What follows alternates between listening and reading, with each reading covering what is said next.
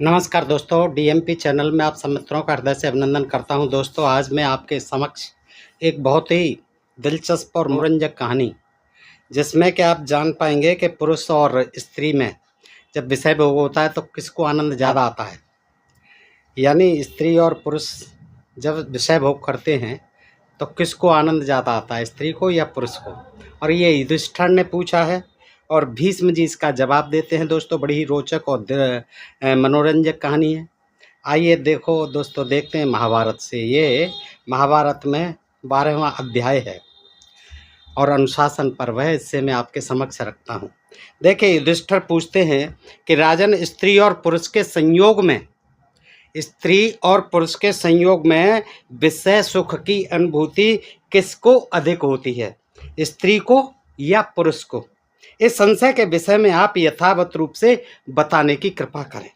तो भीष्म कहते हैं कि पुरुषसिंह, पहले की बात है, भंगास्वन नाम से प्रसिद्ध अत्यंत धर्मात्मा राजर्षि पुत्रहीन होने के कारण पुत्र प्राप्ति के लिए यज्ञ करते थे। यानी बलि राजर्षि ने अग्निष्टुत नामक यज्ञ का आयोजन किया था। उसमें इंद्र को बुलाया नहीं गया था। प्रधानता न होने के कारण इंद्र उस यज्ञ से द्वेष रखते हैं। वह यज्ञ मनुष्यों के प्रायश्चित के अवसर पर अथवा पुत्र की कामना होने पर ही अभीष्ट मानकर किया जाता था। इंद्र को कोई स्थान नहीं दिया गया। महाभाग देवराज इंद्र को जब उस यज्ञ की बात मालूम हुई, तब वे मन को बस में रखने वाले राजर्षि भंगास्वन का छिद्र ढूंढने लगे, कोई दोष ढूंढने लगे, बुराई ढूंढने लगे उनकी। क्योंकि इसने मुझे नहीं बुलाया, ये तो मेरा अपमान कर दिया। वो जो है बदला लेने की ठानता है इंद्र। तो बहुत ढूंढने पर भी वे उस महामना नरेश का कोई छिद्र न देख सके, उनमें कोई बुराई नहीं मिली। कुछ काल के अनंतर राजा भंगास्वन शिकार खेलने के लिए वन में गए। वही बदला लेने का अवसर है, ऐसा निश्चय करके इंद्र ने राजा को मोह में डाल दिया। इंद्र द्वारा मोहित एवं भ्रांत हुए राजर्षि भंगास्वन एकमात्र घोड़े के साथ उधर भटकने लगे जंगल में। उन्हें दिशाओं का भी पता नहीं चलता था। वे भूख प्यास से पीड़ित और परिश्रम और तृष्णा से विकल हो इधर उधर घूमते रहे। घूमते उन्होंने उत्तम जल से भरा हुआ एक सुंदर सरोवर देखा। उन्होंने घोड़े को सरोवर में स्नान कराया और फिर पानी पिलाया।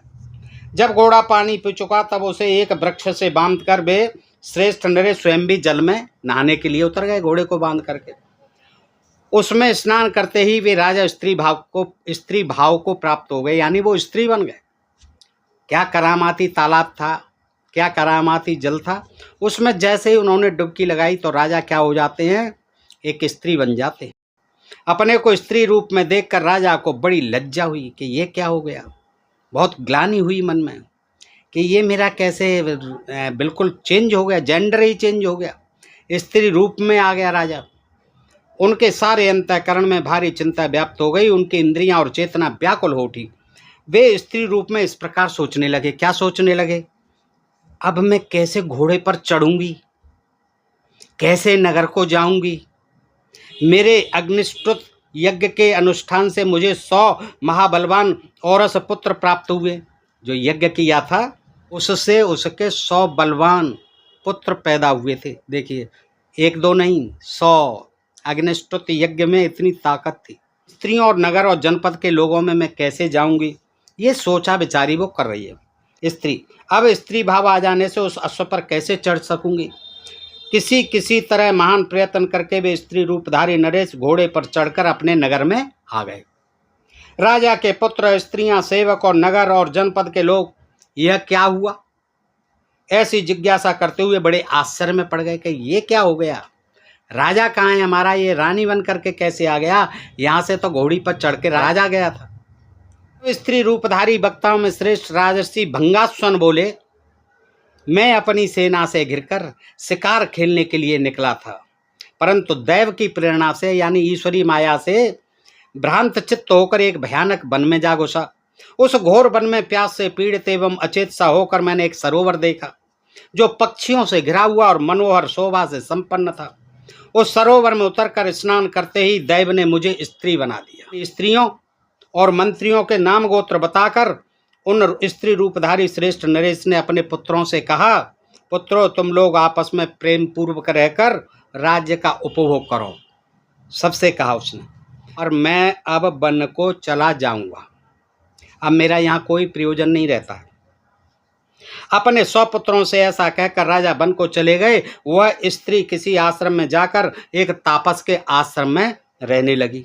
उस तपस्वी से आश्रम में उसके 100 पुत्र हुए। देखिए वहां भी गड़बड़ घोटाला हो गया। वहां जो है क्या हुआ कि उसके 100 पुत्र हो गए उस तपस्वी से। देखिए कितने वर्ष लगे होंगे। वो रानी अपने उन पुत्रों को लेकर पहले वाले पुत्रों के पास गई। अब नगर में आ गई उन्हें लेकर के, जो तपस्वी के पैदा हुए, और उनसे इस प्रकार बोली कि पुत्रों, जब मैं पुरुष रूप में थी तब तुम मेरे 100 पुत्र हुए थे। देखिए पुरुष रूप में थी तब भी 100 पुत्र हुए थे, पुरुष से ही हो गए थे ये जो है। और जब स्त्री रूप में आई हूँ तब ये मेरे 100 पुत्र हुए हैं। तुम सब लोग एकत्र होकर साथ साथ भ्रातृभाव से इस राज्य का उपभोग करो। तब वे सब भाई एक साथ होकर उस राज्य का उपभोग करने लगे। उन सबको भ्रातृभाव से एक साथ रहकर उस उत्तम राज्य का उपभोग करते देख क्रोध में भरे हुए देवराज इंद्र ने सोचा कि मैंने तो इस राजर्षि का उपकार ही कर दिया, ये तो कोई इसका बुरा नहीं, ये तो और अच्छा हो गया मेरे हाथ से इसका जो है उपकार कर दिया, अपकार तो कुछ किया ही नहीं मैंने। तब देवराज इंद्र ने ब्राह्मण का रूप रखा और ब्राह्मण का रूप धारण करके उस नगर में जाकर उन राजकुमारों में फूट डाल दी। वे बोले, राजकुमारों, जो एक पिता के पुत्र हैं, ऐसे भाइयों में भी प्रायः उत्तम भ्रातृ प्रेम नहीं रहता है। चाहे कितने ही हों, एक पिता के ही पुत्र, उनमें कभी आपस में भ्रातृ प्रेम नहीं रहता है। देवता और असुर दोनों ही कश्यप जी के पुत्र हैं, एक ही पिता हैं कश्यप जी। किनके? देवताओं के और असुरों के, दोनों के कश्यप जी पिता हैं। फिर भी राज्य के लिए उनमें, असुरों में और देवताओं में युद्ध चलता ही रहता है, विवाद चलते ही रहते हैं। तुम लोग तो, इंद्र कहता है उनसे, तुम लोग तो भंगासुर के पुत्र हो और दूसरे 100 भाई एक तापस के लड़के हैं, एक तापस्वी के पैदा किए हुए हैं, और 100 तुम जो है भंगासुर के ही पुत्र हो। फिर तुम में प्रेम कैसे रह सकता है? देवता और असुर तो कश्यप के ही पुत्र हैं, फिर भी उनमें प्रेम नहीं हो पाता है। तुम लोगों को जो पैतृक राज्य है, तुम लोगों का जो पैतृक राज्य है, उसे तापस के लड़के आकर भोग रहे हैं। देखिए वो वहां से जंगल से आकर के यहाँ भोग रहे हैं। इस प्रकार इंद्र के द्वारा फूट डालने पर वो आपस में लड़ पड़े। उन्होंने युद्ध में एक दूसरे को मार गिराया। यह समाचार सुनकर तापसी को बड़ा दुख हुआ। वह फूट फूट कर रोने लगी।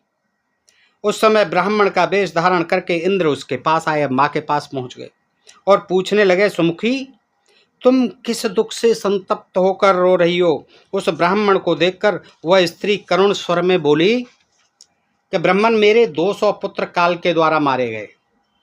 200 पुत्र थे, वे मारे गए। विप्रवर में पहले राजा था, इंद्र को बता रहा है, मैं पहले राजा था तब मेरे 100 पुत्र हुए थे, जो श्रेष्ठ वे सभी मेरे अनुरूप थे। एक दिन मैं शिकार खेलने के लिए गहन वन में गया और वहाँ कारण भ्रमित सा होकर इधर उधर भटकने लगा। ब्राह्मण शिरोमणे, वहाँ एक सरोवर में स्नान करते ही मैं पुरुष से स्त्री हो गया और पुत्रों को राज्य पर बिठाकर वन में चला गया। स्त्री रूप में आने पर महामना तापस ने इस आश्रम में मुझसे 100 पुत्र उत्पन्न किए। इस तपस्वी ने, जिस आश्रम में मैं रहती हूँ। ब्राह्मण में उन सब पुत्रों को नगर में ले गई और उन्हें भी राज्य पर प्रतिष्ठित करा दिया। विप्रवर काल की प्रेरणा से, उसे इंद्र की कोई जालसाजी का पता नहीं था, धोखाधड़ी जो की थी इंद्र ने ही तो मरवाई थी, उसका पता नहीं था। तो वो कहती है कि काल की प्रेरणा से उन सब पुत्रों में वैर उत्पन्न हो गया और वे आपस में ही लड़ भिड़ कर नष्ट हो गए। इस प्रकार दैव की मारी हुई मैं शोक में डूब रही हूँ। इंद्र ने उसे दुखी देख कठोर वाणी में कहा, भद्रे, जब पहले तुम राजा थी तब तुमने भी मुझे दुस्सह दुख दिया था, तुमने भी मुझे बहुत सताया था। तुमने उस यज्ञ का अनुष्ठान किया जिसका मुझसे बैर है। मेरा आह्वान न करके तुमने यज्ञ पूरा कर लिया था। खोटी बुद्धि वाली स्त्री, मैं वही इंद्र हूँ और तुमसे मैंने ही अपने बैर का बदला लिया है। अपना राज खोल दिया इंद्र ने। इंद्र को देखकर वे स्त्री रूपधारी राजर्षि उनके चरणों में सिर रखकर बोले, सुरश्रेष्ठ, आप प्रसन्न हो। मैंने पुत्र की इच्छा से वो यज्ञ किया था, देवेश्वर उसके लिए आप मुझे क्षमा करें। उनके इस प्रकार प्रणाम करने पर इंद्र संतुष्ट हो गए, खुश हो गए और वर देने के लिए उद्यत हो गए।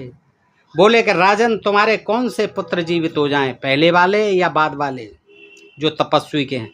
कौन से पुत्र जीवित हो जाएं? तुमने स्त्री होकर जिन्हें उत्पन्न किया था वे, अथवा पुरुष अवस्था में जो तुमसे उत्पन्न हुए थे वे। तब तापसी ने इंद्र से हाथ जोड़कर कहा, देवेंद्र, स्त्री रूप हो जाने पर मुझसे जो पुत्र उत्पन्न हुए हैं वे ही जीवित हो जाएं। स्त्री रूप होने पर जो 100 पुत्र पैदा हुए वो ही जीवित हो जाएं। तब इंद्र ने विस्मित होकर उस स्त्री से पूछा कि तुमने पुरुष रूप से जिन्हें उत्पन्न किया था वे पुत्र तुम्हारे द्वेष के पात्र कैसे हो गए? उन्हें क्यों जीवित करना नहीं चाहती हो? तथा स्त्री रूप होकर तुमने जिनको जन्म दिया है उन पर तुम्हारा अधिक स्नेह क्यों है? मैं इसका कारण सुनना चाहता हूँ, तुम्हें मुझसे यह बताना चाहिए। स्त्री ने कहा, इंद्र, स्त्री का अपने पुत्रों पर अधिक स्नेह होता है। स्त्री का यानी माँ का अपने पुत्रों पर अधिक स्नेह होता है, वैसा स्नेह पुरुष का यानी पिता का नहीं होता है।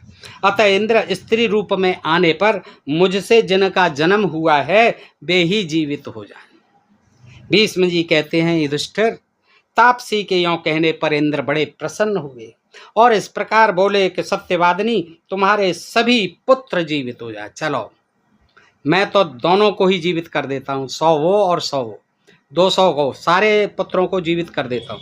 उत्तम व्रत का पालन करने वाले राजेंद्र, तुम मुझसे अपनी इच्छा के अनुसार दूसरा वर भी मांग लो। ये तो हो गया, अब दूसरा वर भी मांग लो। बोलो, फिर से पुरुष होना चाहते हो या स्त्री ही रहने की इच्छा है? जो चाहो वह मुझसे ले लो। ये तो मेरी हाथ की बात है, चमत्कार है। इंद्र है, देवताओं का राजा है, तो वो कहता है कि तुम क्या चाहती हो? ये तो मैंने कर दिया, आपके सभी पुत्र जीवित। अब एक वरदान और मांग लो, जिसमें अगर आप पुरुष होना चाहते हो तो मैं पुरुष बना दूं, अगर स्त्री ही रहना चाहते हो तो फिर स्त्री ही रहने दिया जाए। तब वो कहती है कि स्त्री एवं व्रणे सक्रम पुष्टम निच्छा में वासव एवं मुक्तस्तु देवे त्रस्ताम स्त्रियम प्रत्युवाच। 50वां श्लोक। स्त्री ने कहा, इंद्र, मैं स्त्रीत्व का ही वर्ण करती हूँ। वासव, अब मैं पुरुष होना नहीं चाहती, अब मैं पुरुष होना नहीं चाहती। उसके ऐसा कहने पर देवराज ने उस स्त्री से पूछा। अब देखिए, उन्होंने कहा, भाई मैं तो स्त्री ही रहना चाहती हूँ, मैं राजा बनना नहीं चाहती, पुरुष बनना नहीं चाहती। तब देवराज ने फिर पूछा कि प्रभु, तुम्हें पुरुषत्व का त्याग करके स्त्री बने रहने की इच्छा क्यों होती है? ऐसा क्या है? पहले पुरुष थे आप, तो पुरुषत्व क्यों त्याग रहे हो और स्त्री को क्यों ग्रहण कर रहे हो? स्त्री बने रहने की ही इच्छा क्यों कर रहे हो? इंद्र के यों पूछने पर उन स्त्री रूपधारी नृपश्रेष्ठ ने इस प्रकार उत्तर दिया। देखिए, स्त्री रूपधारी उस नृपश्रेष्ठ ने यानी भंगास्वान ने क्या जवाब दिया? स्त्रियाम पुरुषम संयोगे प्रीत रव्य दिखा सदा ए तस्मात् कारणात् चक्र स्त्रीत्वमेवं वृणोम्यहम्।